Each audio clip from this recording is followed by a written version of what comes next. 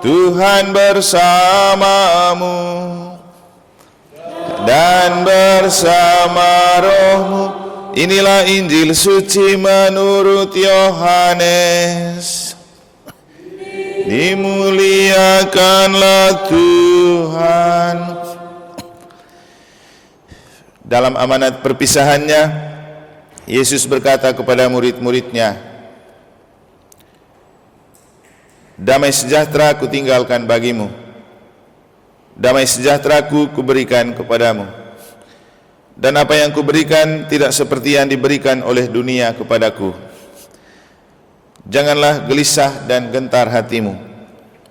Kamu telah mendengar bahwa aku telah berkata kepadamu, aku pergi, tetapi aku datang kembali kepadamu. Sekiranya kamu mengasihi aku, kamu tentu akan bersukacita, karena aku pergi kepada Bapa-Ku, sebab Bapa lebih besar daripada aku. Sekarang juga aku mengatakannya kepadamu sebelum hal itu terjadi, supaya apabila hal itu terjadi, kamu percaya. Tidak banyak lagi aku berkata-kata denganmu, sebab penguasa dunia ini datang. Namun ia tidak berkuasa sedikit pun atas diriku.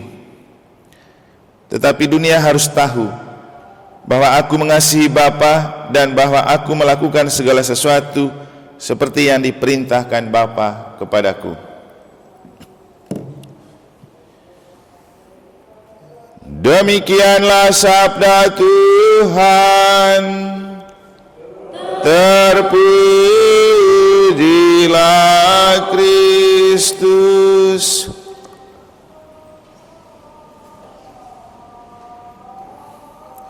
Bapak, Ibu, saudara-saudari, adik-adik dan anak-anak sekalian yang saya kasihi dalam Tuhan. Orang yang ikut ME pasti kalau ketemu ada istilahnya BPS. Bagaimana perasaan saya? Coba kita membayangkan bagaimana perasaan Yesus ketika harus berbicara pamitan atau perpisahan dengan para muridnya. Murid-murid yang selalu berjalan dan berada bersama dia. Murid-murid yang dengannya dia merasa nyaman, tetapi dia harus meninggalkan mereka untuk kembali kepada Bapa. Bapa yang murid-murid juga tidak tahu di mana Bapa itu berada. Mungkin untuk lebih konkretnya membayangkan perasaan Yesus, walaupun tidak sama ya, kita bisa membayangkan atau orang yang punya pengalaman, seandainya dia sudah berpacaran dengan seseorang begitu lama, tapi karena orang tua tidak merestui, mereka harus putus atau berpisah. Bagaimana rasanya? Pasti tidak mudah menerima kenyataan seperti itu. Hati pasti terasa hancur. Tetapi itulah yang membuat Yesus berbicara sebelum ia pamitan tentang pentingnya damai untuk mereka. Damai sejahtera kutinggalkan bagimu. Jadi ini ungkapan yang diungkapkan oleh Yesus untuk menghibur hati para murid agar tidak merasa merana dan tidak merasa ditinggalkan. Karena rasa damai sejahtera itu ada di dalam diri mereka, melekat dengan perasaan mereka walaupun Yesus harus pergi. Lagi-lagi ini pengalaman yang tidak mudah. Dan kalau Yesus betul sebagai seorang manusia seperti kita, punya perasaan-perasaan manusiawi, pasti meninggalkan mereka bisa meneteskan air mata. Maka pertanyaannya, menurut Bapak, Ibu, dan anak-anak, Yesus menangis nggak waktu itu? Bayangkan kita yang harus mengucapkan kata perpisahan dan tidak akan ketemu lagi, jarak yang begitu jauh, bukan hanya pergi ke luar negeri ini, pergi untuk selamanya. Apakah Yesus tidak menangis? Saya rasa pasti Yesus menangis. Waktu Lazarus mati saja Yesus menangis kan, sebagai seorang manusia. Maka ketika dia meninggalkan orang-orang yang dia dekat dengan dia, orang yang sudah dijadikan kekasih dalam hidup, pasti juga membuat Yesus menangis. Cuman memang tidak dicatat di dalam kitab suci. Yang paling penting untuk kita adalah bagaimana menghadapi kenyataan untuk harus berpisah sambil kita tidak merasa terluka, tersakiti, atau merana. Nah, mungkin inilah yang kita maknai dari ketika Yesus berbicara, damai sejahtera kutinggalkan bagimu.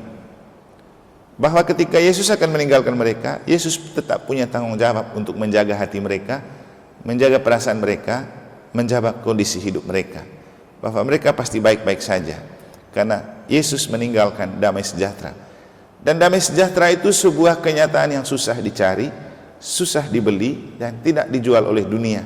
Dan tidak ada satupun orang yang bisa memberikan damai kepada kita.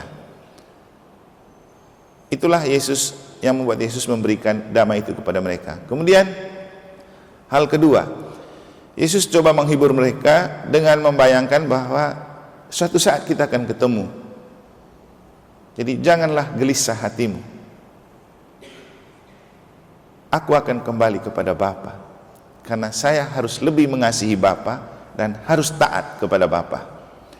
Tadi di susteran waktu misa pagi saya bilang, ternyata ketaatan itu bukti kasih. Kalau kita betul mengasihi Tuhan, kita harus taat. Kalau kita betul mengasihi pasangan, harus taat, kan gitu. Hidup menikah itu tanpa ketaatan dan kesetiaan berarti bukan mengasihi pasangan. Jadi bukti mengasihi itu dengan taat. Dan Yesus menunjukkan, ia lebih mengasihi Bapa yang mengutus dia, makanya dia taat. Begitu Bapa suruh kembali, ayo kembali. Tapi apakah dengan itu ia tidak mengasihi para murid? Mengasihi. Justru karena dia mengasihi para murid, tetapi lebih mengasihi Bapa, makanya dia bilang, aku tinggalkan damai sejahtera untuk kamu, tapi kamu tidak usah gelisah. Aku akan kembali kepada Bapa. Dan di hadapan Bapa, aku akan menyediakan tempat bagi kamu. Supaya ketika hidup di dunia ini berakhir, kamu bisa kutarik kembali kepada Bapa. Jadi memberikan harapan. Mungkin kita masih ingat ketika suatu kali saya berkhotbah tentang pentingnya hidup untuk membangun harapan. Mungkin waktu kita misa panggilan itu kan temanya kan menjadi misionaris untuk menebarkan damai dan membangun harapan. Jadi menjadi pribadi untuk membangun harapan pada orang dan menjadi pribadi untuk menjanjikan harapan untuk orang. Sehingga waktu itu saya bilang apa? Jangan lupa prinsip dum spiro spero. Selagi aku bernapas, aku berharap. Jadi Yesus memberikan harapan untuk suatu saat bertemu.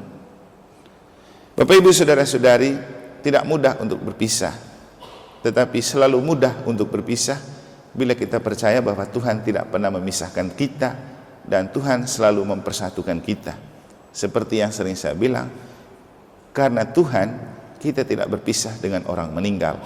Karena yang berpisah cumanlah badan yang tidak bisa bertemu. Tetapi dalam doa kita tetap bertemu, dalam misa kita tetap bertemu. Ketika kita membuat intensi untuk mereka, kita sedang melepas rindu untuk bertemu dengan mereka dalam doa. Jadi Tuhan tidak menciptakan perpisahan, Tuhan tidak menciptakan jarak, karena memang Tuhan tidak dibatasi oleh waktu dan tak pernah lekang oleh waktu. Semoga Tuhan memberkati kita.